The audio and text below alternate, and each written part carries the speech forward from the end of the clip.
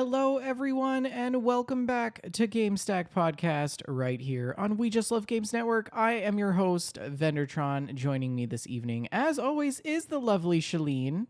Hello, Shalene. Hello. Well, hello. Hello. Hello. Hello. Um, how are you? I'm doing okay. Yeah? Like this week was less rough than last week, so that's nice. How many velociraptors did you have in the office this week? Well, I don't know about velociraptors, but um I don't know where I was going with that joke. It just fell apart halfway through. It's okay. It'll come to you Um later, and then it really won't make sense. But Oh, yeah, things have been difficult. Like at work, I've okay. had some Okay. stressful days. Okay. But also this work stress has driven me back into some video game time, into wanting to play Oh, video games. So okay. there are ups and downs. I actually have some gameplay to talk about this week, and I'm excited for that. Really? So yeah. Hmm. Mhm. Okay. Okay. How are you? I'm okay. Yeah. It's I was only in the office 3 days this week. I took That's I took nice. a vacation day on Tuesday to rip my pantry out and put like better shelves in because in Mm-hmm. these newer homes they put these like weak wire shelves and like we had our stuff in there and Ooh. like everything is bowing already. So I'm That's like not good. this has to Yeah. come out or it's going to Hmm. all come down. Um so yeah, I was only in the office 3 days this week. I worked remotely yesterday, but it feels like it's been the longest week of my life, man. Like I don't know. Like my coworker Colleen came into the office and she's like, "Jesus, is it Friday really? Like it feels like it's been a year." And then I was like, "It's been 84 years." That's so good. And I can still smell the Yeah. fresh trauma. Um yeah, it's been an interesting week. Wimbledon is happening right now. I don't know if any of you watch or listen to keep up with the Wimbledon news, but this weekend is the men's and women's finals, and I'm very excited. We're going to spend the whole weekend watching tennis and playing with the dog because we have the dog. He's going to come stay with us. Yay. And I'll probably go to the farmer's market. It's going to be a nice weekend, too. The sun's shining. So, yeah, it's going to be good. I'm glad we're doing a show. Me too. Um, Hey, you know what my favorite thing about Wimbledon is? what's that? Okay, every time that Wimbledon happens, they repost these articles about how the tennis balls that are used in Wimbledon are converted into homes for harvest field mice. And then you get pictures of these tennis balls with little holes cut in them for the Are you mice to live. serious? This is a real thing. Google like Are you sure it's Wimbledon like not the mice. onion or something? I mean, it might be, but regardless, I get to see these pictures of these adorable little mice with their heads peeking out of the tennis balls. Wait a And minute. it's so So you're cute. telling me that out there the world is just littered with tennis balls for the sake of mice? Yes, yes. So Okay. that the mice have a little safe and cozy home. And it's Okay. adorable. Okay. Um, Okay. I think you should Google it when you have a chance. Yeah, It's we'll really, okay, really well let's cute. just take a look. Hmm. Let's just take a look see right now. While you're looking that up, I'm going to shout out some folks in Tennis the chat. Hoagie T tennis Dog balls has been mice. playing 76 so much, and they're already at level 54. And Blame Rousseau posted some dancing dinosaurs. Oh my Thanks for god. joining us today. That's exactly what I'm talking about. Yes, the Harvest Field Mice. Yes, Look at these harvest field mice. they're so cute. Oh my Look at gosh. those little guys. This is the dumbest thing I've ever seen.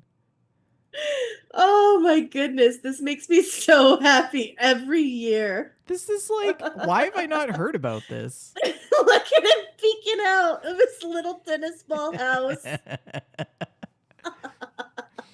Oh Oh, it's man. delightful. It's so much serotonin. Okay, yeah. Well, anyways, you're listening to episode 202. Thank you all for patiently waiting since our last episode. We did take a hiatus to do some fishing in Fallout 76. So if you haven't checked that out, look back on our VODs. But we also did take last Friday off because it was July the 4th. So happy America Mm-hmm. Day to our American listeners.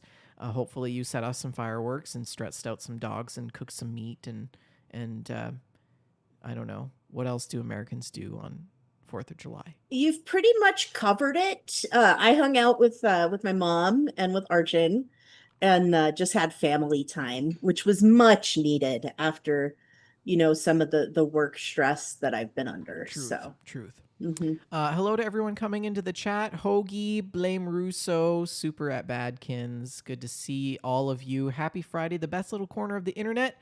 Episode 202. I've started a doc, but I've added nothing. And I just realized that I actually made a typo in that, so I'm just going to fix this on the fly. We have a packed show tonight. We're going to talk about some news, some gameplay. We have a game science segment. We are going to talk about some stocks. And then we're also going to show you some screenshots and some stories of what the community's been playing. Don't forget, the show is sponsored by Oak and Crow Coffee. If you head on over to oakandcrow.com, you can pick up a bag of We Just Love Coffee blend, and $2 from every purchase of that blend goes to the Children's Miracle Network. Tell your friends about the show. Join us live on Fridays if you like. If you miss the show, or if you prefer to, do some normal human activities at the end of the week on a Friday, you can always just catch our podcasts once they are posted live on various podcast platforms. I'm not even sure what platforms we're on these days, Shalene. Honestly, I'm not either. I should probably check on that. I think we're on like Amazon podcasts, maybe Audible. I don't know if we're on Audible. For sure Are we on, Apple. We're definitely on are we on the Apple. Kindle? How about the Tic Tac? Are we on that one? You kids and your Nintendos. Oh, kids these days. I do have some very important news to share with you, Shalene. Oh. The horoscope bot is now back in action in the Discord. It's working? It's working. Well, it's when I say it's working, I mean that I just put a new one. Mm-hmm. Yeah, out with the old, in with the new. And so if you are interested in getting your daily horoscope, head on over to the astrology channel in the Discord. Let's try it out. We also have a cat. We also have a cat bot. And it's like Pokemon, but for cats in the Discord. So Gotta catch them all. Cats will randomly show up in channels, and then you have to like catch them. And there's like a whole leaderboard and stuff. It's super fun. So check that out. How do we get the horoscope? So you type in what do you type in? You type in slash, and then you scroll down to astronomy, and then you select slash horoscope, and then you type your sign and the day, which would be today's date. Or you can select your sign from a pop-up. Okay, I've done it. Here's my Taurus horoscope. Today begins with you feeling extra social and much more motivated to mix it up than usual. I don't think your bot is correct. By later in the day, though, you're definitely in more of an introspective kind of place. Try to spend the second half of the day in a quiet, calm space where you can find your center and spend some serious time with your own thoughts. I did take a big nap this afternoon, so. Great. So it's slightly accurate. How can people join the Discord and get their daily horoscopes?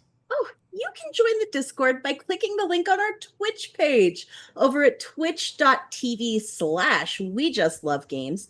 That link is live whether or not the show is. And that's really the easiest way. Yep, to pretty find much. It. Yep. So, yeah, let's hop into the news with this just in.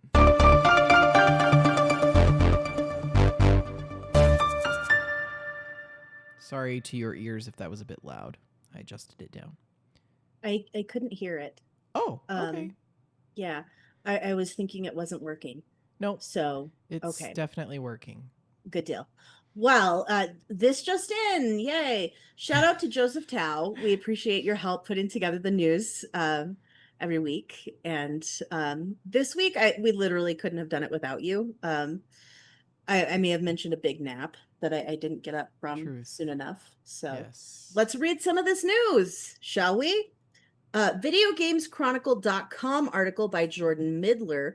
PlayStation has announced the games coming to PlayStation Plus in July, including Cyberpunk 2077. Cyberpunk 2077 is available on July 9th, with Abiotic Factor launching into the service on July 22. All other titles will be available to play on July 15th.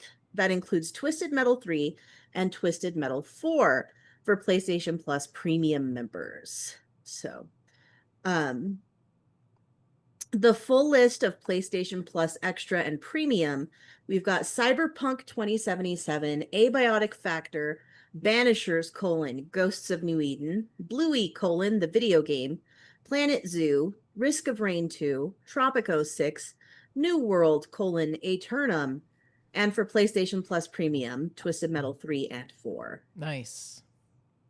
We missed the July new releases. Do we want to That was do we want to go through them? it's No, I don't have them keyed up, Oh, so let me find it's them. too um you needn't. We do have a packed show anyway. Um I was just mentioning that was something I completely forgot to look into. Mhm. This Euronews article by Anna Desamaris states that citizens' petition to stop killing games has reached 1 million signatures, likely triggering EU review.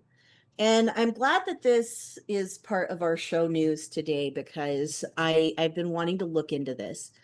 The European Commission will likely have to decide whether the European Union needs new laws to force video game companies to preserve discontinued online games after a successful citizens' petition.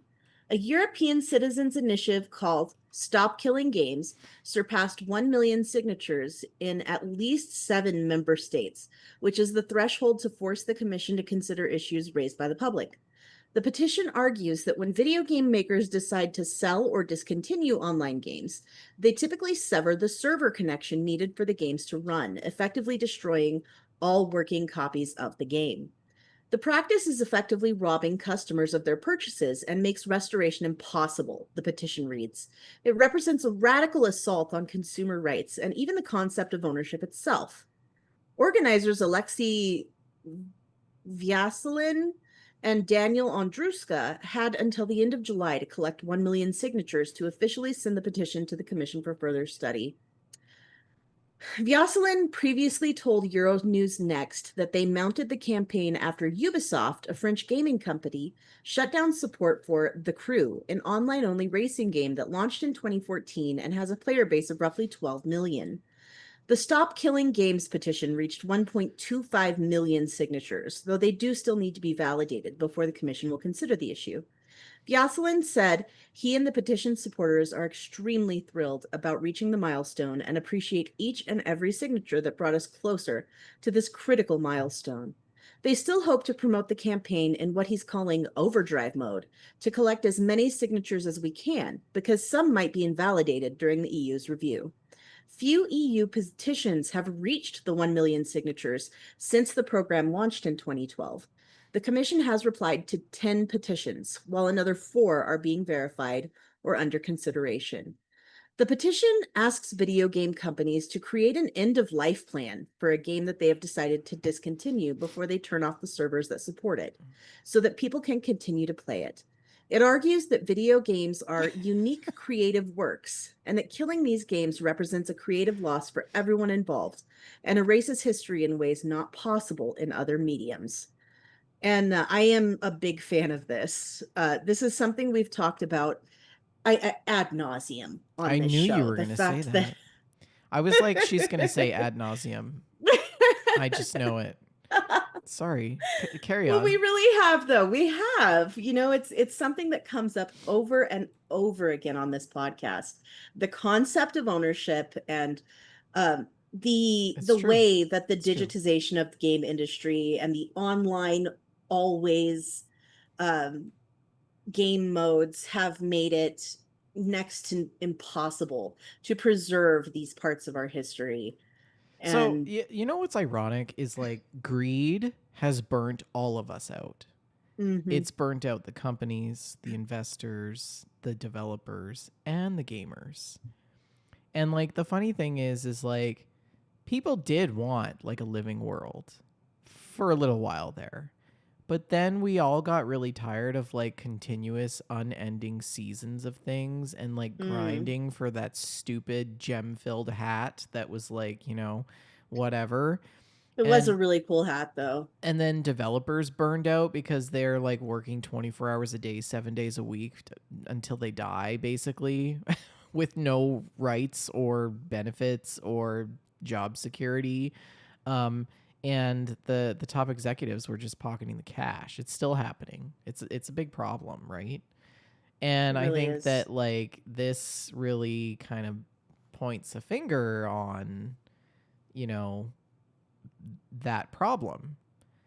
And I think that with the support of like gigantic creators, um, it's going to be a lot harder. I mean, this isn't just about video games. This is Hmm. this is going to have higher implications. Companies right now are pretending to sell you software, meanwhile they're actually really only leasing it to you, Hmm. right?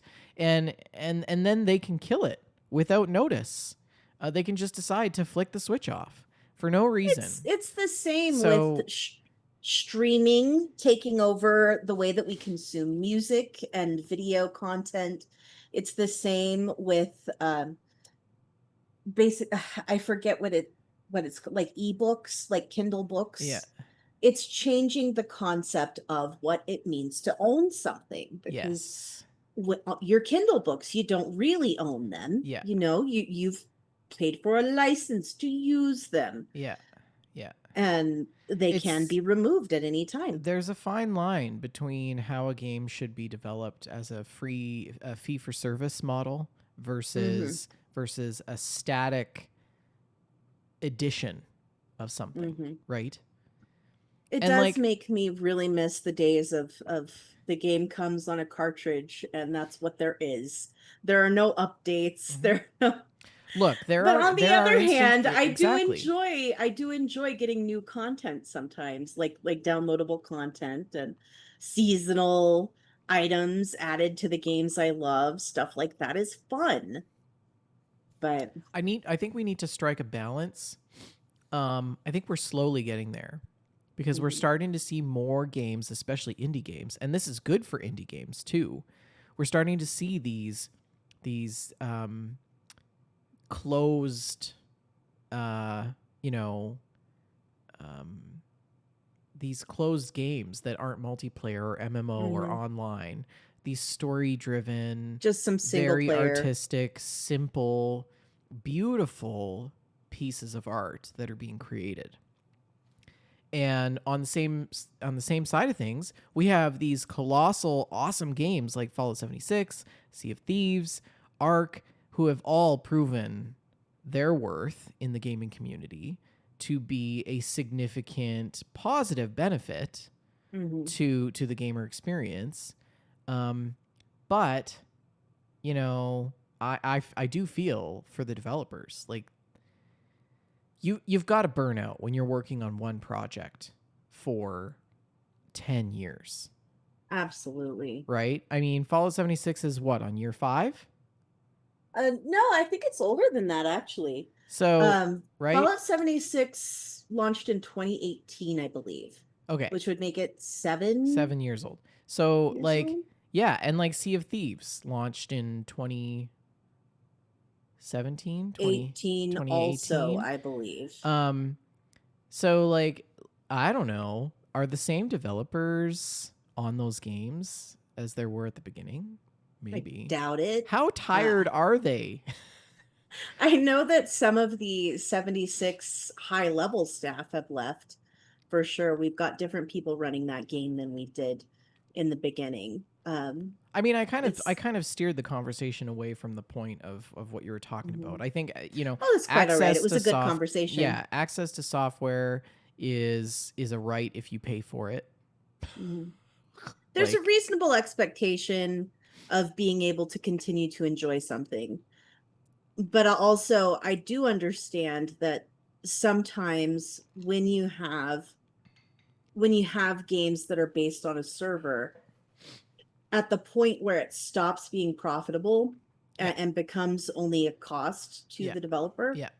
I understand that they don't want to keep those servers running, but there can be solutions where the game can still be enjoyed via local Well, options this or is via exactly it. a This is exactly consumer it. run server, that kind of thing. Like There are always options. these games that are developed need to have like a sunsetting protocol Mm. where at what And threshold that's do you make the exactly what this decision petition is asking for. to offload the Hmm. game's content as is in that time point and just give it to the people? No And more that's updates. exactly That's what it. the petition is asking for. Right? And like Hmm. I would be okay if Fallout 76 just stopped getting updates. Well, yeah, because you don't really play. Okay, that's a bad example. I would be okay. Well, I mean, actually, look at Animal Crossing is a perfect example, right? Yeah, we're They're, not getting any more they're content for like, Animal sorry, no more Crossing. content. I'm Hmm. still playing it every day of my life. Yes. Like it's, so um I don't know. I it just like there's like we're kind of beating a dead horse with this conversation, but I think it's Indeed. important to have a balance. Like you need to develop a great game. If you are making the option to make it multiplayer online with constant DLC and updates, don't tie yourself to that. Don't make that the Mm. expectation. But yeah. Anyways, if you Well, have if you want to leave your 2 cents about what Shalene and I are talking about, send us a message on Discord. Post it in the Mailstack channel, and we would love to we'll talk hear about it on the your show. Yeah. opinions. Hey, you know what else we've talked about ad nauseum on What? this podcast until it became ad nausea? Video game layoffs, video game industry layoffs, and we have more to talk about Oh, now. good. Okay, good. Yeah, Sure. that's It's great news. awesome. Oh, this. Oh, here it is. Here it is. This is a GameSpot article by Eddie. I never know how to say this name. Macook. It's an awkward name. Eddie. Oh, it's redirecting me. Hmm. It just takes a minute. McCutch. McCutch. Eddie McCutch. Um, All the Xbox games canceled and studios closed in Microsoft's latest mass layoffs. Microsoft announced mass layoffs on July 2nd, impacting many areas of the company's sprawling business, including Xbox. Overall, Microsoft is said to be cutting 4% of its staff worldwide, affecting about 9,000 people. Microsoft is an enormous company that employs more than 200,000 people globally. The exact number of cuts at Xbox is unknown, but Microsoft has confirmed layoffs at multiple studios, game cancellations, and entire studio closures. Microsoft Gaming CEO Phil Spencer sent a memo to staff today addressing the cuts, claiming the job losses were necessary to allow for the enduring success of Xbox. We will end or decrease work in certain areas of the business and follow Microsoft's lead in removing layers of management to increase agility and effectiveness, he said. Spencer also addressed the fact that cutbacks are coming at a time when business is booming for Xbox. I recognize that these changes come at a time when we have more players, games, and gaming hours than ever before. Our platform, hardware, and game roadmap have never looked stronger, he said. The success of Xbox today is the result of tough decisions that Microsoft made previously, Spencer said. We must make choices now for continued success in future years, and a key part of that strategy is the discipline to prioritize the strongest opportunities, he added. We will protect what is thriving and concentrate effort on areas with the greatest potential while delivering on the expectations the company has for our business. This focused approach means we can deliver exceptional games and experiences for players for generations to come. And let's see here. Raven Software has been affected by the cuts. This studio co-developed 2024's Black Ops 6 and returns to co-develop 2025's Black Ops 7. Raven is also known for its work on Call of Duty Warzone. The number of the cuts is unknown. Turn 10 Studios, the Forza developer, was hit significantly by the Xbox cuts. A report stated that nearly 50% of these staff were let go. British developer Rare was affected by the layoffs, with the studio's upcoming game Everwild canceled. This game was announced in 2019 and had been in development for reportedly 10 years before the decision came down. Anonymous developers speaking to VGC said that Rare couldn't find the right direction for this project, even after it was rebooted. A new MMORPG from Elder Scrolls Online developers ZeniMax Online Studios, codenamed Blackbird, was said to be canceled. This game had been in development in some form since 2018, and longtime executive Matt Firer is also leaving the company. He's been with them forever. That's crazy that he's leaving. One of Microsoft's newer studios, The Initiative, is closing up, and its first game, A New Perfect Dark, has been canceled. A report from May of 2024 said the Perfect Dark game was in rough shape, which surprises me because everything I had seen, it looked really good. High Moon, a longtime Call of Duty co-developer, has been affected by the cuts. This studio has for years supported Call of Duty Warzone and other Call of Duty projects. Another Call of Duty co-developer, Sledgehammer Games, has faced layoffs as part of the wider cuts. Blizzard has announced that Warcraft Rumble support will not continue in its current form. While systemic events and bug fixes will still be made, no new content will be added.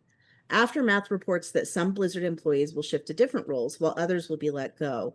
This is said to be as many as 100 people. The layoffs also affected Halo Studios, the development team formerly known as 343 Industries that is working on multiple upcoming Halo titles.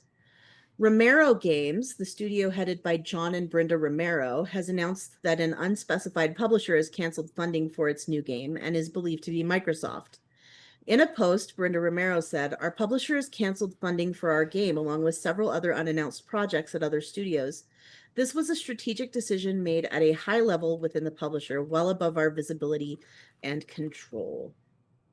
So I really find it interesting and disappointing that this is the direction Xbox has gone when we were so hopeful a couple of years ago that Xbox buying up all these studios was going to lead to creative freedom, increased creative freedom for these developers. They were going to be backed by Microsoft money, and that they would have the chance to really bring some amazing games to fruition. And instead, we've seen closure after closure, layoff after layoff. It's like they bought these studios specifically to kill them.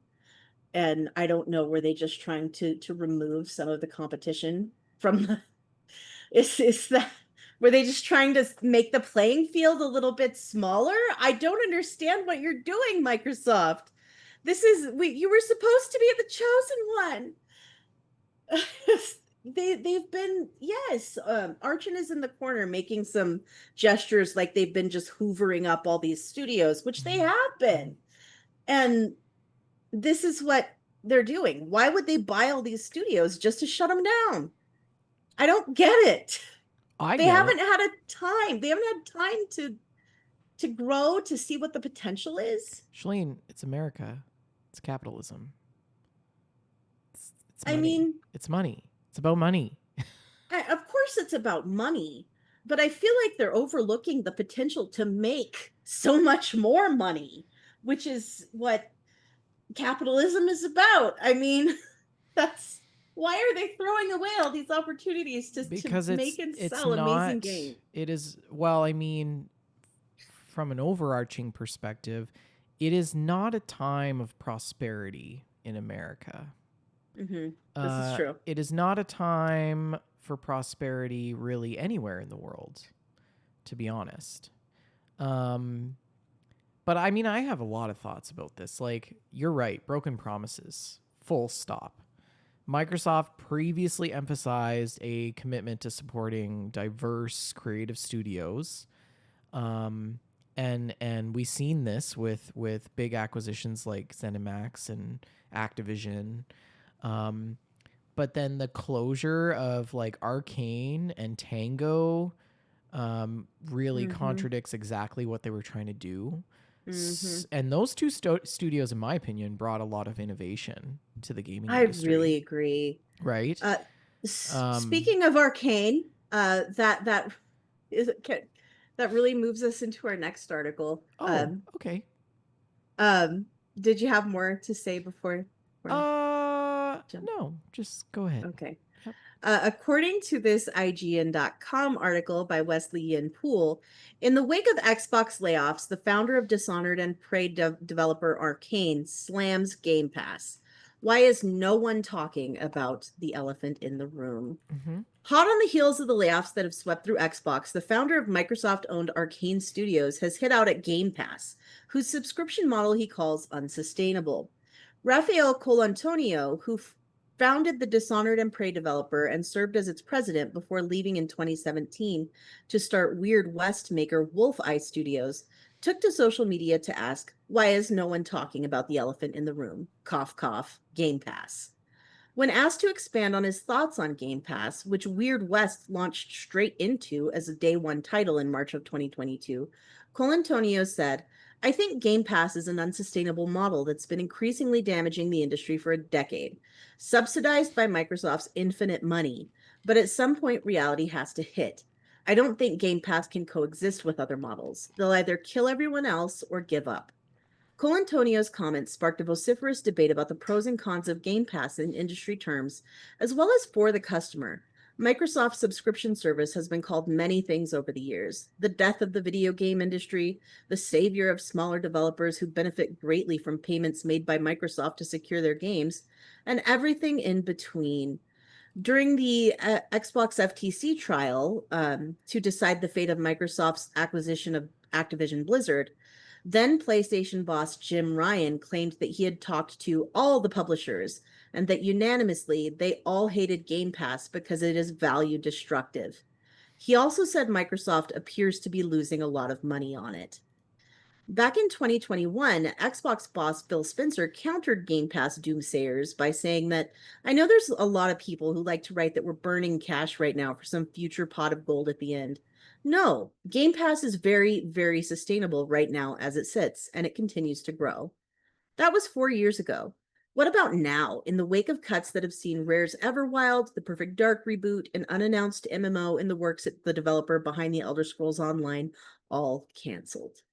Colantonio's comments were backed by a number of industry peers, including the former VP of Business Development at Epic Games, Michael Dowse, publishing director at Baldur's Gate 3 developer Larian, um, said that the biggest concern right now revolves around what happens when all that money runs out. This, Dowse added, is one of the main economic reasons people I know haven't shifted to its business model. The infinite money thing never made sense. It's worth noting that Baldur's Gate 3 has so far not launched in either Game Pass or PlayStation Plus. Um, Colantonio then ridiculed Microsoft's insistence that launching games into Game Pass did not impact sales, only to later admit the contrary.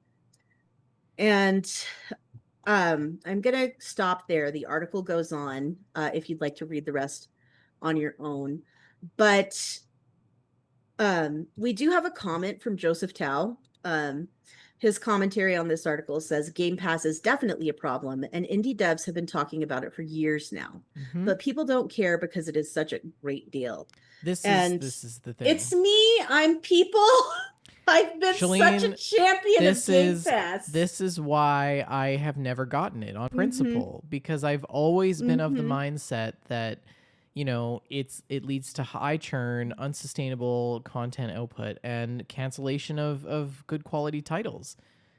People And love honestly, people love $7 Netflix, but the it comes at more a I cost think of about losing the it, studios yes. that the company has absorbed, right? The more I think about it, the more I think that Game Pass is doing the same thing to the industry that streaming service did to the Absolutely. movie and TV industry. Absolutely. The subscription based model shifts the power away completely from Mm-hmm. developers and towards more of a platform Mm-hmm. of distribution, really, more than Full anything else. disclosure, I am still subscribed to Game Pass. I do. So is Archin. We do play some Game Pass games. I I'm getting really a funny face from the corner there. I don't think that this is sustainable. I mean, Microsoft is already pivoting. We're seeing this happening like right now. Um and I think they're going to do away with Game Pass probably. I absolutely do not agree with you. I think they will never do away with Game Pass. Even a $1 trillion company can't make that model work without cannibalizing its own studios, Mhm. Which it's doing. which it's doing, and that is, I think, a huge red flag. So Mhm. either they're going to have to up the price on Game Pass, or they're going to have to nix it and find another Well, the model. price has already gone up. I think it's like 15.99 for the basic now. Yeah, I mean, Um, it's going to go up. it is, I mean, look yeah. at Netflix. When it started, it was like $3.99. Now it's like $29.99 a month or Netflix was never 3.99. okay, $7 or whatever Netflix it was never was. 3.99. Yeah, you're being silly. Um, EA's Japan general manager criticizes the Microsoft layoffs and cancellations as harmful to the industry. This is a GameSpot.com article by Alex Newhouse.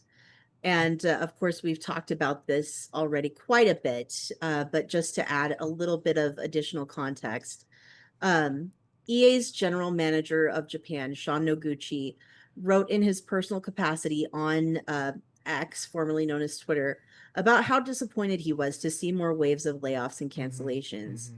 He wrote about how the trend in Western companies to chase short term profits and reduce long term payoffs or stability has led to damaging the games industry as a whole. The game industry is held up by every single creator and member of staff who diligently develops games on the ground, he wrote. As someone in the same industry, I feel deep pain regarding this decision. He later reiterated that Microsoft's decision to kill off projects that had been in the works for many years was deeply regrettable. Although companies justify canceling projects to cut losses and avoid the sunk cost fallacy, Noguchi expressed specific concern for the staff who would have nothing public to show for their work. This is just my personal opinion, but if a game was in development for 7 to 10 years, canceling feels like the worst move. That's a decade of work, potentially a quarter of someone's entire career completely lost. Even if the final product isn't what people originally expected, I still think it deserves to ship. Something is better than nothing for both the team and for the players. I'm not sure that I agree with that. How do you feel about that? Would you rather launch a bad game than or let it die? What's your opinion? Well, if it's bad to begin with, Mm-hmm. I mean, I don't Because know. I don't know I don't that know it because is I the right like bad. decision. There's some games that are Some really bad games bad are that I fun. like, Some and bad I'm like, games are don't really don't get rid fun. of it. I like it. Yeah. Yeah, I don't know, Shalene. Yeah. I'm not sure that I agree with that sentiment that it's better to release a game just because it's been in development for all those years. I'm not sure that that's the Well, smarter move. I mean, you have to think about it from a skull Hmm. and bones perspective,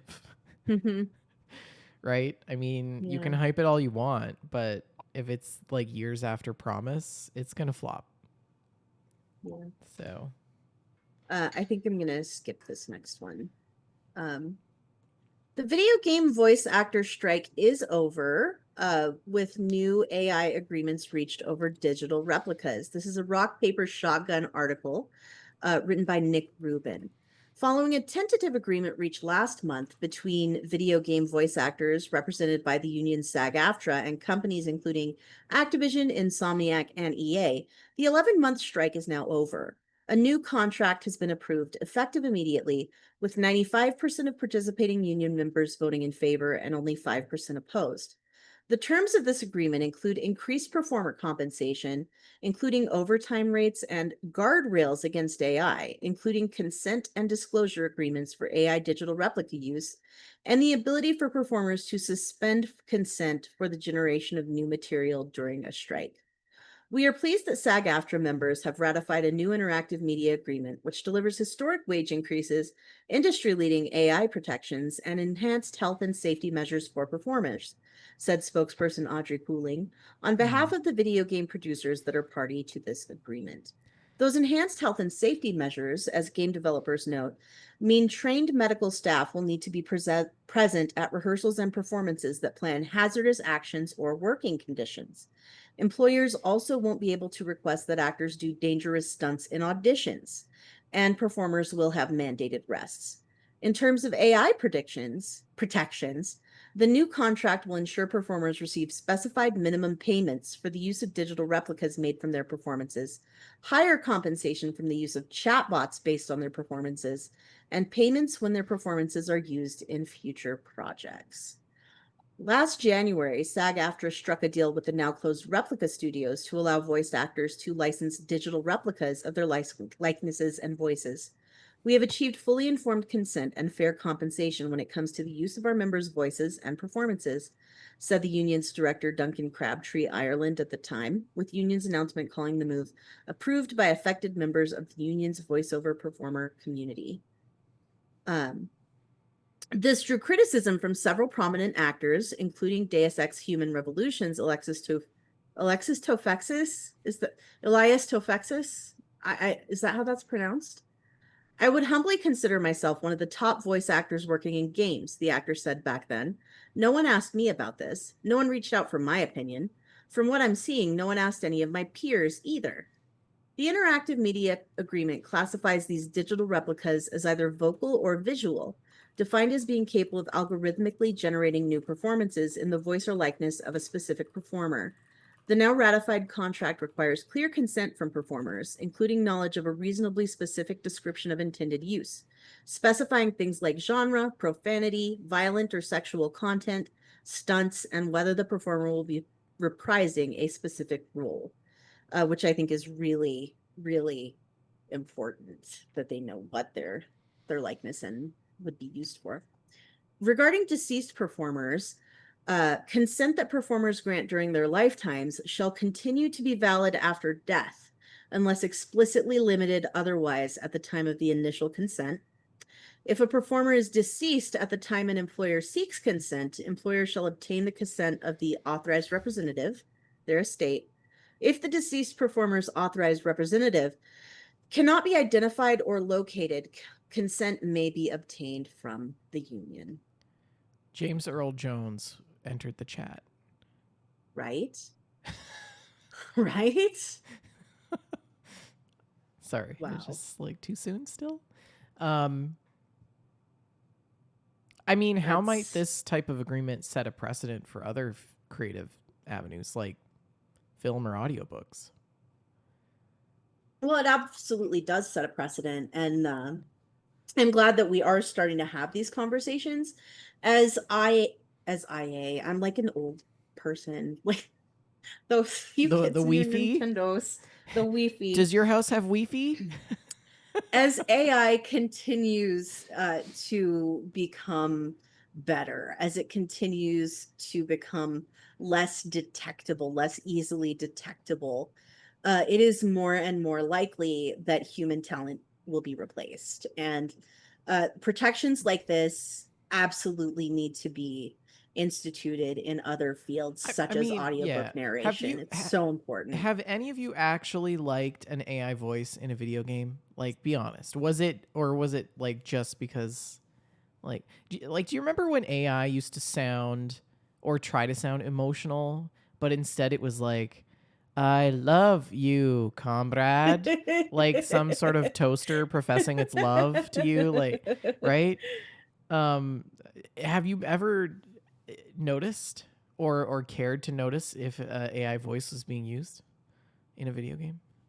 I don't know that I've really I'm sure I've experienced an AI voice being used in a video game at some point. I've played an awful lot of video games, but I can't pick out a specific instance of it. Mm-hmm. So, I don't Well, know. if you'd like to write in, tell us your 2 cents. Where is the responsible use of AI in games headed from your perspective? Could AI eventually enhance voice acting in video games rather than replace it? What are your thoughts? Write into the show, info@wejustlovegames.com, or you can post in the Mailstack channel. So Do you remember on the last show, I believe it was, we talked about the fact that the Switch 2 had been launched and that Oh gosh. some And the whole GameStop stapler thing. employee was stapling the Yes, receipts to the yes, I remember boxes this. and it put holes in the Switch screens. GameStop is auctioning off the stapler. The What stapler. a weird thing to The do. stapler? What a weird thing to do. It's being auctioned for the benefit of the Children's Miracle Network, and so far the highest bid is $108,895. Um, I think regulators need to watch GameStop for how much administrative fees they skim off the top of that donation. I agree. I fully agree. The black stapler used by a GameStop associate who, in a moment of launch night excitement and misjudged enthusiasm, stapled a receipt directly to a customer's new Nintendo Switch box, puncturing both cardboard and screen in one swift motion, reads the item description. Features authentic field use wear throughout and retired immediately from service. The stapler now stands as a retail legend born from a half-second decision. This lot includes the stapler used by the GameStop employee, the Nintendo Switch 2 system that was stapled, the retail box for the system, and the staple that was used in the system.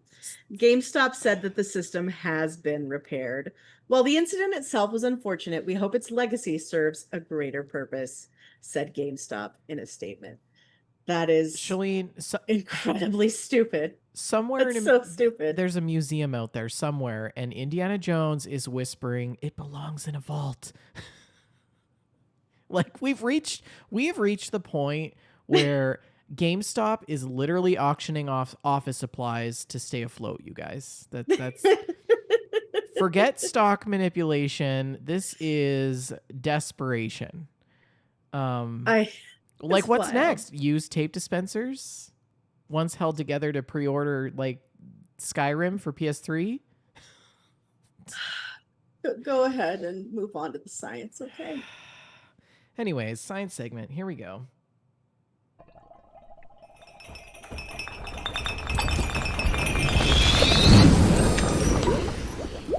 Did you hear that bumper? You don't hear any of the bumpers. I don't. Well, this makes me kind of sad. Okay, well, I mean, hopefully people on the show heard the bumper. This is a Kotaku article written by Ethan Gach, and he talks about how a major Nintendo. Oh, wait, this is the wrong article. No, go skip to the science. Sorry about that. This article comes from Northeastern Global News, and it's written by Cody Mello Klein. And he's talking about how active video games could benefit children with obesity. New research has shown that, contrary to the fears of many parents, video games might be able to help children with obesity exercise more.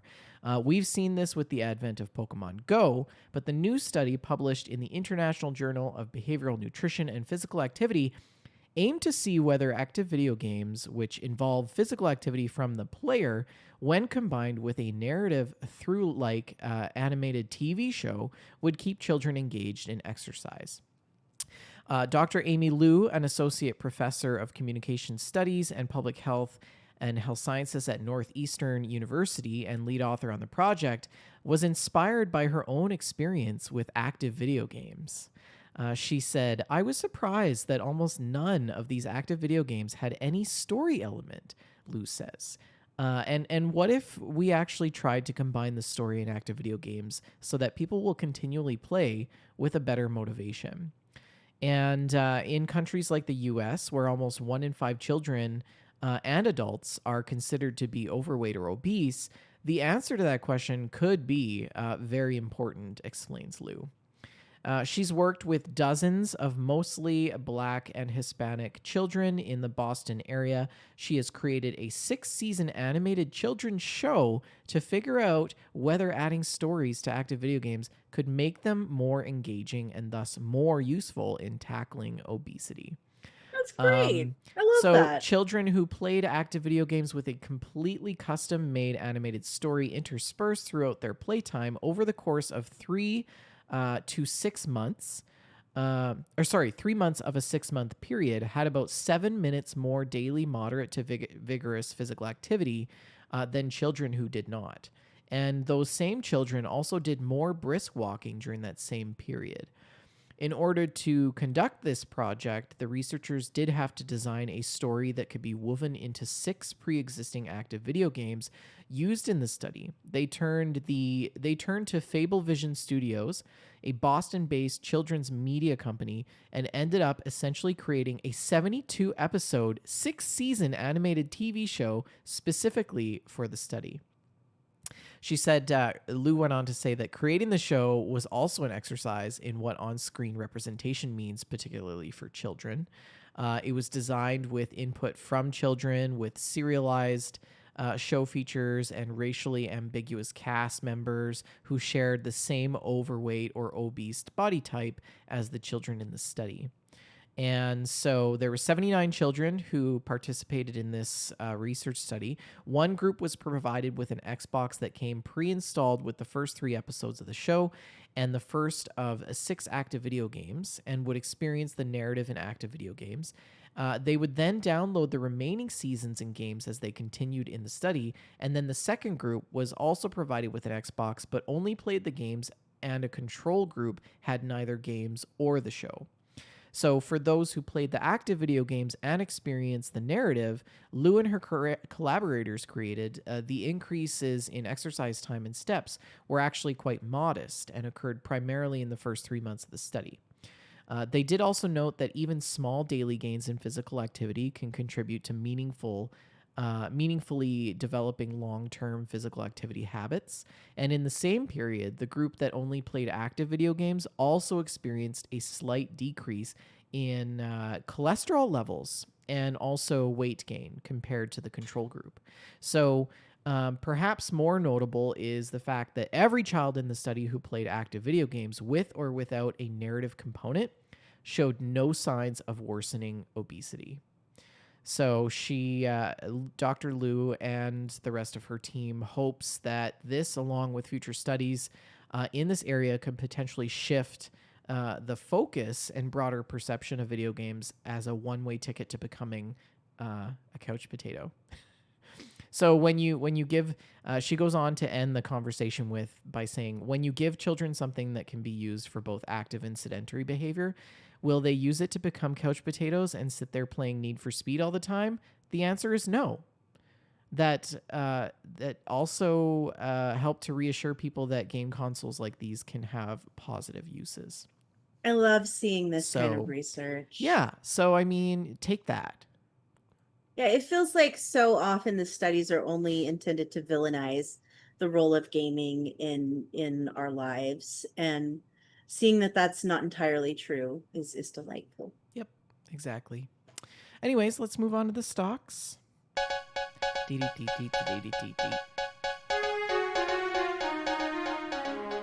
These prices of stocks are in comparison to a couple weeks ago. Sony closed out at $24.43, down 32 cents. Microsoft up $25.92 at $503.32. Nintendo closed out at $18.20, down 50 cents. Take-Two down $1.75 at $325.35. EA down $1.87 at $148.69, and Tencent holding at $64.01. Roblox Corp closed $3.90 higher at $105.99. And that is the game stocks. Let's roll into mail stack. You've got mail. Do we have any mail on the stack, Shalene? Nope. Oh, okay. Let's go. Let's go into what the community is playing.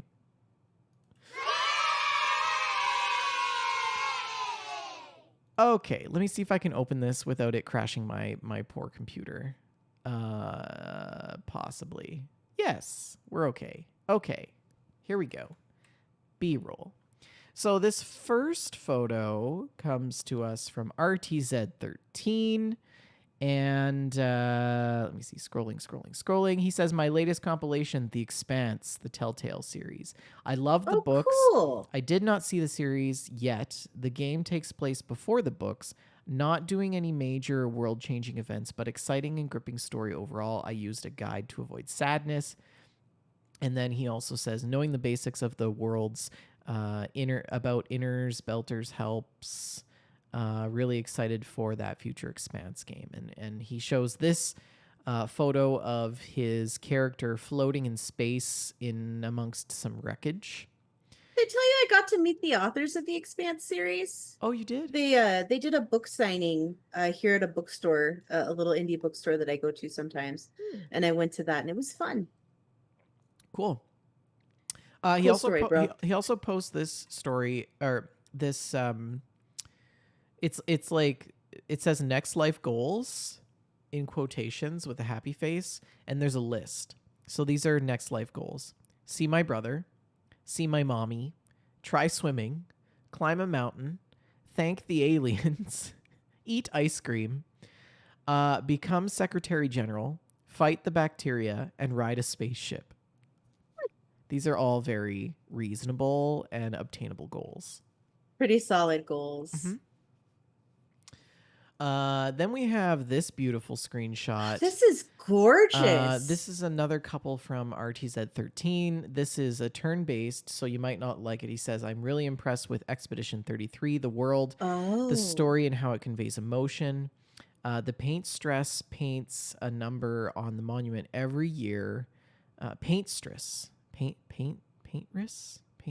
Anyways, every year since the Mysterious World event, everyone who is the same age or above dies. Every year, the number goes down. Been sending expeditions to this monument for 67 years, trying to stop it. Still no luck. None really come back. We are the oldest survivor now at age 32. Our turn for the expedition. We would die next year anyway. Chef's kiss, he says. I've heard so many good things about Expedition 33. So this is a picture of the monument here. It's very beautiful. Looks really nice. And also this one. And this looks like he's underwater, actually. Mm-hmm. It does. And there's like shipwreckage, but also like it looks to be like the tail of like a whale or something. Mm-hmm. Yeah, looks really good. Yeah. Yeah, my friend Wicked Wolf talks about Expedition 33 a lot. He's a huge fan. Archon submitted this photo. He says he's been trying to get back in touch with his Viking roots, and I assume that this is Valheim. This is Valheim. Okay. Yes. He's been playing so much Valheim lately. I think I need to give Valheim a go. I think you might enjoy it. Yeah. I've been watching over his shoulder, and I am pretty firmly convinced that it's not a game I would enjoy as much. You know, I really don't care for those survival type games. Yeah. But it has many elements of things that you typically enjoy. Excellent. So. And then we have a couple submissions from you, Shalene. Yes. Tell us about these. This is Industrial Revolution Pikachu from Pokemon Go Fest. And the Pikachu is wearing a little steampunk costume, and he looks like he owns a railroad and abuses his employees, and I love it. I love it. Oh, so good. And then you also shared this one, which is also this really one was so good. Whenever you catch a mythical Pokemon in Pokemon Go, it gives you this little cut scene, and this was for the Volcanion. And there's this hot spring. We've got a Snorlax and an Eevee and a little Teddy Ursa, and they're chilling in this hot spring, just living their best lives, being happy. I love it. So cute. So cute. And then we also have this one. This is a cyberpunk shot from RTZ13. Says Corporal Valerie in Night City trying to make some friends and leave a mark on society. And she is standing there with a cigarette in hand next to Jackie. We all know and love Jackie. Jackie is one of the NPCs that's near and dear to our hearts. He's a good character in Cyberpunk. Also, this awesome shot from Cyberpunk as well, overlooking the city. Gosh, this game is just so good. Mm-hmm. This shot from Ted 2371. Skull and Bones has a worthy pet companion. Explain, Shalene. Explain. It's and Mudang is on like a platform just screaming into the void, and it's amazing. It's so good. It's I pretty love good. that this corresponds with Mudang's first birthday. Can you believe we've only had Mudang in our lives for a year? Yeah. I mean, this technically makes Skull and Bones the best video game ever made. I think it does, Possibly, yeah. yeah. Then you go and do something like this and totally redeem yourself. Speaking of nostalgia, Taz has posted a few of the WJLG Ranch. This is a shot of his maple syrup factory in Nice. FS22 in the month of February. He says, time for the new Maple Syrup Festival to start at the nearby farmer's market. Of course, maple syrup wouldn't be complete without a field of sunflowers for Shalene. It makes me happy every time. Thank you, Taz. Every single time. Good nitrogen Mhm. and pH value. And then also this one, while waiting for Gamestack to return, um, the railroad with mobile train base in Zompiercer, basically Walking Dead meets Snowpiercer. I didn't even know this game existed. I didn't either. Is it good? The grass looks fantastic. Yes, it looks like it's you build your own train. Is that what I'm That is what it looks picking like. up this vibe here? Like you build your own train and you survive the Yeah. zombies? But definitely tell us more, Taz. Let us know more about this game. Anyways, that is Screenshots and Stories. How can people submit? You can submit your screenshots and stories via our Discord. And there's a screenshots and stories channel. It's fantastic. Just post them in there. Alternately, say maybe your computer won't run Discord or something like that. You can email them to us at info@wejustlovegames.com. Info@wejustlovegames.com. Let's talk about what we're playing.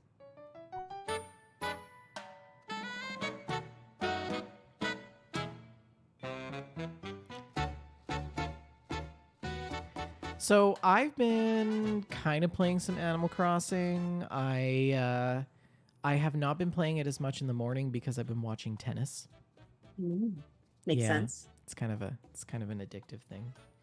And I've also been playing some Zelda. I've been making my way through Zelda.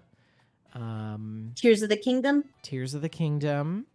And What's your Korok count? I'm at 181 That's a lot of Koroks, man. out of 900. So yeah, definitely not really that close, but yeah, I haven't had a lot of time to play games. I mean, we've been busy doing things every weekend.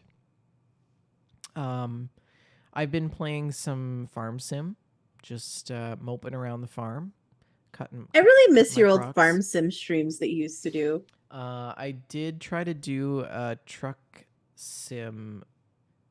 Like I tried to do a load in truck sim, but then my game crashed, and I was like, I don't want to go back into it. So You really are overdue for an upgrade I on know. that PC. I did fire up Satisfactory after several years of not playing it. Yeah. It is out of beta and fully released, and it is actually even better than I thought it could ever be. It is so good. That's great. Yeah, and in Satisfactory, there's like this little lobby, like cabin that you live in, and it's so cute. There's like a little toilet, and you can like shove stuff down the toilet and flush it. It's really funny. Yeah, so I put a bunch of copper in the toilet, and then I flushed it. It was great. I'll have to show you some I pictures. don't think that's good for the sewer system. It's Satisfactory. Doesn't matter. Doesn't matter.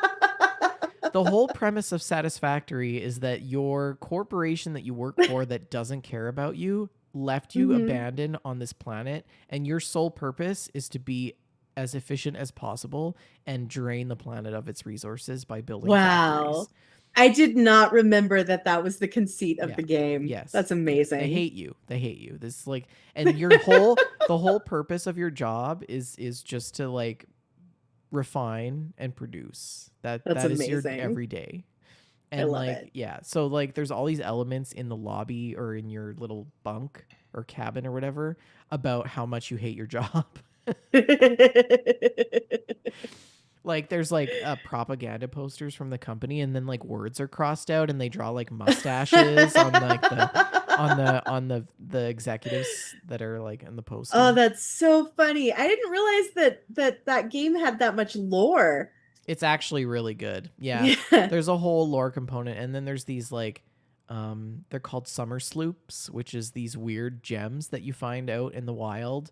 Um and there's some other ones that are I can't remember what they're called, but I just started this playthrough. I think Jess and I are going to give it a go maybe on Sunday. We'll see. Oh yeah, I remember you guys used to play that game So together. fun. It's actually so Yeah. relaxing. I That'll be great. Archin, like, Satisfactory is a completionist's dream. I'll bet he would love I Satisfactory. would He like to actually see just stepped out. him. I'm going to make a note I to would like to remember to see remind him him. 100% this game because I don't think it's possible. Hmm. Yeah, I But feel like this maybe is something maybe don't he would dig. maybe don't tell him about it because you might just lose him. I'm never going to see him again. That'll be the end of it. He'll be like, I just got to make some more plutonium. I just got to hook my factory up. Yeah, it's very analytical. You have to think about like production rates and like And if it's how are you like going to power literally a game this, about and like efficiency, it's and he's Mr. the Efficiency. game is So, 100,000% all about efficiency. hmm It's like they made it for him. Yeah. I I, should play I'm, it. I'm, I should play it when he plays it so I can learn from him mm, about how to play it better. I may have Because to gift this to him just to yeah. see what happens Speaking for of science. speaking of things on sale, I think it's on sale because the Steam summer sale. But I'm so disappointed as a Canadian because games are still like $1,000 for me. I was like, ooh, I should pick up this game that's 60% off. It's still $85. And I'm like, how do How? I do how do you afford anything? anyways. That's awful. Anyways, that's all I played. Oh, and we did some Fallout 76 fishing, We did, and it was so which was much fun. fantastic. I think I have some photos actually. Let's segue into that, and I'll try to find the photos here. I really did enjoy Fallout 76 fishing more than I expected to.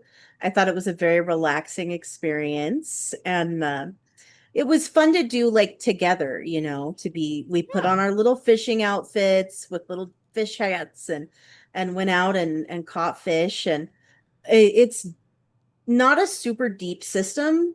It's very simple, very straightforward. And I like the storyline with the weird fish guy who has somehow taken over another person. Oh, I know. The Um, fish guy is yeah, crazy. it's so weird. It's so weird. And I love the giant hermit crab and that you get to feed it fish guts and stuff. Hmm. And it vomits presents for you. It's delightful. That's a very Fallout sort of thing. Yeah, it's pretty good. I did enjoy the fishing. I thought that the mechanics were a little bit clunky, Hmm. but I can see the allure of trying to catch all of the fish. Yes, definitely. Speaking of trying to catch them all, I've played a lot of Pokemon Go. Still Nice. playing tons of Pokemon Go. I don't think I've talked about Go Fest.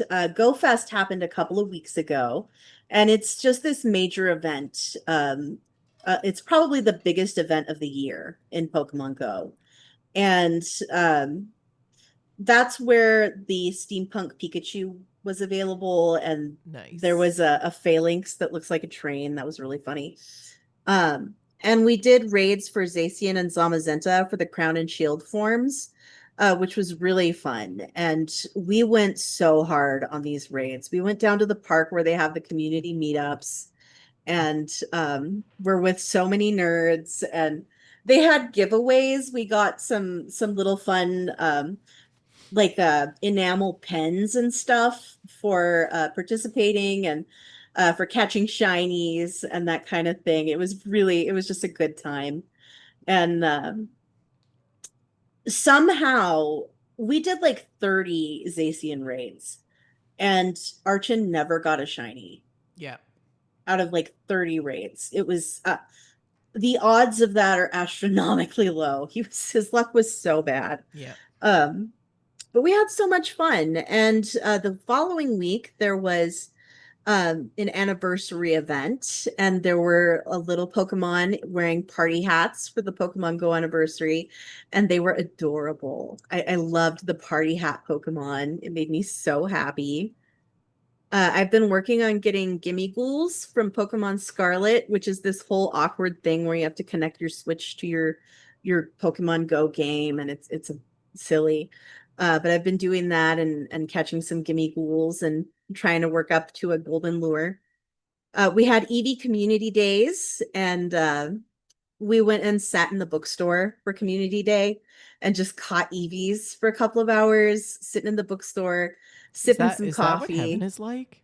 It is. It really is. Catching Pokemon, sitting in the bookstore, and I think I caught 13 shiny Eevees that day. It was so many. It was so How many many. Pokemons do you have now? It's many Pokemons. Like, are I you in think the tens it's of thousands? not quite that many. I am opening Pokemon Go to check right now. Maybe don't do that. Currently, I have 4,081 Pokemon. I need to cull some of them out to make more space. Um, I've That's a lot of they Pokemon. introduced an item called a golden bottle cap, and I think this is something that's existed in the series previously, but I'm not super knowledgeable about other Pokemon games. But it's the purpose of the bottle cap is that you use it to train your Pokemon to increase its stats. Yeah. So I applied mine to my Gigantamax shiny Charizard, and you have to do like actual activities to train your Pokemon, and it's been really fun. Like you have to walk a certain distance with the Pokemon as your buddy. You have to catch Pokemon with the Pokemon as your buddy. You have to do raids, you have to do battles, all this different stuff. And it's kind of neat that they make you earn those stat increases. Unfortunately, it was also locked behind a paywall. I did pay money for the bottle cap.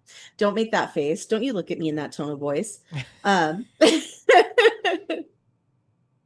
But it has been fun. I know I'm a total sucker in terms of buying stuff for Pokemon Go, but it's been fun. I've been enjoying it. Also, I got a new phone, and that's made a huge difference in my Pokemon Go life. I was having like 20 minutes of battery time before I had to plug it in, Hmm. which was not good. I was having constant crashes. I was losing Pokemon that I had won raids for because my game would crash as soon as it would go to the catch screen. Um, I didn't realize what a bad phone experience I was having until I had a new Jeez. phone. Yeah. So it's been nice that like I can play for a few hours and I still have phone battery life, and that's really nice. So that's been a quality of life improvement for me. Still playing a bit of Pokemon Scarlet. I haven't really done any of the story at all. I've just been running around in the field catching the little Pokemons, and they're so cute and I love them. And I fight them and I catch them, and Yeah. that's what this game is for me. Huh. Well, But my I'm glad that it's yeah. my biggest gaming experience of the last couple weeks, though, has been that I have returned to The Legend of Zelda Skyward Sword. I'm Yes. She's playing something other than Pokemon, you yes, guys. I'm playing Skyward Sword HD on the Switch, and I played originally when Skyward Sword launched on the Wii, and um, was it a Wii game or was it a Wii U game? I think it was a Wii game. And I fell off it pretty fast. I did not What complete the game. happened? Um, I think it was a combination of motion controls not being what I wanted them to be, and um, the game also really over-explained itself. It felt like training wheels for Hmm. far too long. And there was no option to turn it off. Not really, no. Okay. So I remember being frustrated with that. Sure, sure. But I decided that okay, and this came from the fact that I like to listen to YouTube while I fall asleep. And recently, my choice has been Zelda lore videos. And this has made me have Zelda on the brain. I've been listening to the Zelda soundtracks at work, and I thought, you know what might be amazing would be to just like replay the entire Zelda series. Sure. And of course, Skyward Sword is the first one in the Yeah. timeline. Yeah. So I thought that would be a good place to start. It's been really fun to play a traditional Zelda game again. I love Breath of the Wild. I love Tears of the Kingdom. But I feel like we all got so enamored with these new games that we collectively forgot as a gaming Well, I society mean, how fun the traditional Zelda formula is. this the size of Tears of the Kingdom and Breath of Hmm. the Wild, they're just so huge that There's like, so much to do, and oh, it's so delightful. And you don't just forget about all the other Zeldas. You forget about all the other games. yes, exactly. But I do think that the popularity of these games has really overshadowed the joy that is in the original Zelda formula. Yeah. Um, Yeah. the controls of Skyward Sword HD are pretty bad. I'm just playing on the Switch screen like with button controls, and it's pretty bad, man. It's really bad. Mm. It's very clunky, it's very awkward, it's Mm-hmm. difficult um to make the combat do what you want it to do. I really hate not having traditional camera controls. The combat is tied to the right joystick, which means you do not have camera controls via the right joystick. So the method of camera control is you can pull the left trigger and that snaps the camera to behind Link. Yeah. So Yeah. it's awful. It's horrible. But you know what's not horrible is the art style. Oh, And some of really? the imagery is just so beautiful and so evocative. And it feels really cool to be revisiting the origin story of the Hyrule universe and seeing the reason why there's this winged creature on the Hylian shield that we all are so familiar with. Yeah. And Yeah. I want to call out the moment that you meet Impa, which is really neat. She sits very, very still, and her age and stillness feels somehow evocative of the sages that you see in the shrines in Breath of the Wild. Mm-hmm. And she has this long clubbed braid hanging down, and it swings like the pendulum of a clock. And the shape of her hooded garment has this point that evokes a sundial, really speaking to how time has passed around her while she's been waiting for the hero. And it's just such cool imagery and so deep and also so easy to overlook. And I just thought it was a beautiful, beautiful moment. And that kind of thing I've missed in video games. That's the kind of thing that you can't really get in other media. You know, Yeah. you yeah, just lovely. Yeah. Um, they have removed the Sheikah stones that were in the original version of the game. And I remember those being super annoying, so I'm delighted about it. Those were tutorial stones. That you could find and they would talk to you, and I hated them, and they're gone now. Um, empty bottles. I had forgotten about empty bottles and the importance of finding those empty bottles.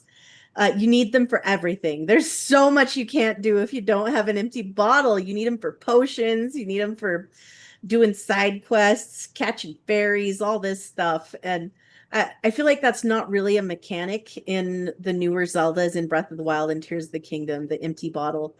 Um, so that's been funny. And another thing that I thought was really funny, I was playing through the Farron Woods, which is an early part of the game, and finding the Kikwi characters. And there were these bird enemies that they were like crows, kind of. And they would poop on my head, and the poop was the same shape exactly as the golden poop that you get Oh. for the from the Korok seeds. It's the same exact shape of poop. It's just Oh. it's like the same model, only it's not golden. Okay. It was so funny. It was so funny. I also bought a copy of Hyrule Historia, which is You're a such a book nerd. about. I love it. It's Did you get the this. hardcover? Of course, I got the hardcover, the collector edition. It's this Oh massive gosh. coffee table book. with Zelda lore, and it has the timeline in it, and That's it dates exciting. back to around the time that Skyward Sword was originally released. And I've actually wanted this book for years, and I just kept talking myself out of it. Yeah. And I decided now was time to pull the trigger. And I've really enjoyed reading through Hyrule Historia and seeing some of the art and stuff at the same time as diving back into the Zelda universe. So that's what I've been playing. Wow. You've been busy. Mhm. Yeah. Um, what are you going to do this weekend? Are you going to play any games? Probably I will play some games. I do need to do some housework and run some errands. Um, I need to pay bills, like it's that time of the month to pay the big Yeah. bills. Yeah. But I do expect to jump back into some Zelda, and there is a raid event this weekend in Pokemon Go for Hisui and Lilligant, and I'm definitely gonna Nice. go for that. Nice. So Oh, that's good. Well, yeah. folks, that is pretty much a show. Thank you for joining us this evening at the end of the week. We hope that you all have a lovely weekend. Don't forget, the show is sponsored by Oak and Crow Coffee. If you head on over to oakandcrow.com, you can pick up a bag of We Just Love Coffee blend, and $2 from every bag of that blend goes to the Children's Miracle Network. We'd love to hear from you. Post in the Mailstack channel or send us an email at info@wejustlovegames.com. You can find Shalene on Twitter at ShaleneL. Also, our show at We Just Love Games. We're on Facebook.com/We Just Love Games, Facebook.com/group/We Just Love Games. And of course, Discord is the best place to get a hold of us. We do record live 6:30 p.m. Mountain Standard Time right here on twitch.tv/We Just Love Games. We're on YouTube, iTunes, Apple, Google, Spotify, any other podcast platform you can think of. Please like, subscribe, and review. Thank you all for listening. And Shalene, last words? No, no, no, no.